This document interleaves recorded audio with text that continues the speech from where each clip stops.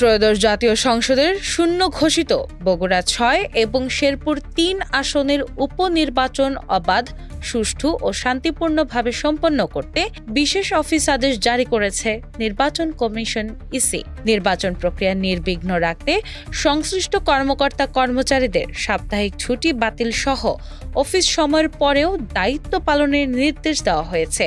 আগামী ৯ এপ্রিল এই ২ আসনে ভোট গ্রহণ অনুষ্ঠিত হবে। ইসির সহকারী সচিব মোহাম্মদ শহীদুর রহমান স্বাক্ষরিত আদেশে জানানো হয়, গত ২৪ ফেব্রুয়ারি উপনির্বাচনের তফসিল ঘোষণা করা হয়েছে। নির্বাচনী কার্যক্রম সুষ্ঠুভাবে পরিচালনার লক্ষ্যে নির্বাচন কমিশন সচিবালয়ের অধীন মাঠ পর্যায়ে সংশ্লিষ্ট সব কর্মকর্তা ও কর্মচারী, রাজস্ব ও আউটসোর্সিং উভয় শ্রেণীর সরকারি সাপ্তাহিক ছুটির দিন এবং অফিস সময়ের পরেও কর্মস্থলে উপস্থিত থেকে নির্ধারিত দায়িত্ব পালন করবেন।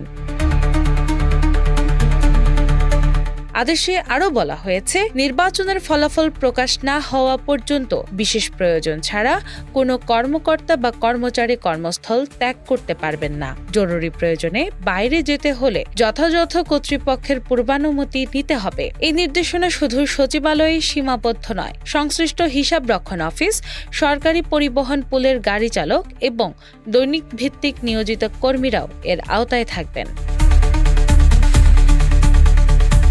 নির্বাচনকে কেন্দ্র করে নিরাপত্তা ব্যবস্থাও জোরদার করা হয়েছে।